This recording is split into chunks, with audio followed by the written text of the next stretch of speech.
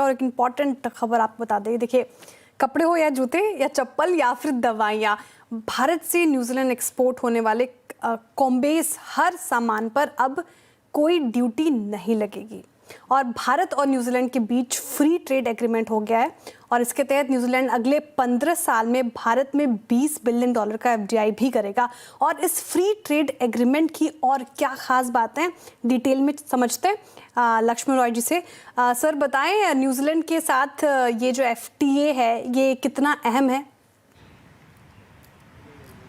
देखिए, ये काफी महत्वपूर्ण फ्री ट्रेड एग्रीमेंट है क्योंकि पिछले कुछ सालों में 7वां देश है, वो भी विकसित देश है, जिसके साथ भारत ने फ्री ट्रेड एग्रीमेंट किया है।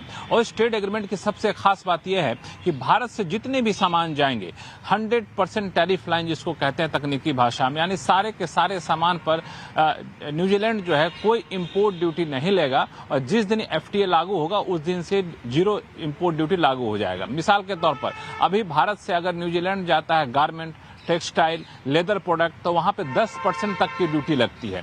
अब वो ड्यूटी घट करके तुरंत 0 हो जाएगी। ऐसा ही नहीं, न्यूजीलैंड के जो प्रोडक्ट आएंगे वहां पे न्यूजीलैंड के 70% प्रोडक्ट पर हमने भी ड्यूटी घटाई है या फिर 0 की है। तो न्यूजीलैंड से जो सामान आने हैं उसमें आपको कीवी, एप्पल, इस तरह के सामान आएंगे, सरकार उसमें कुछ ड्यूटी में रियायत देगी।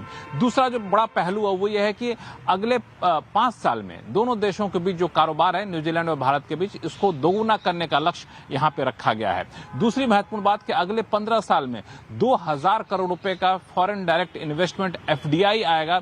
इस बात का कमिटमेंट न्यूजीलैंड ने किया है। मैन्युफैक्चरिंग सेक्टर में खासतौर से ज्यादा FDI आने की संभावना है। सर्विस सेक्टर में भी काफी ज्यादा कारोबार की संभावना बन रही है। यहाँ से लोग जो वर्क वीजा पे जाएंगे उनके लिए ज्यादा नंबर रखा गया, ज्यादा कोटा रखा गया है। तो कुल मिलाकर सर्विस हो या फिर ट्रेड ये हो, कारोबारी समझौता हो, दोनों के लिए काफी महत्वपूर्ण है भारत और न्यूजीलैंड के बीच में।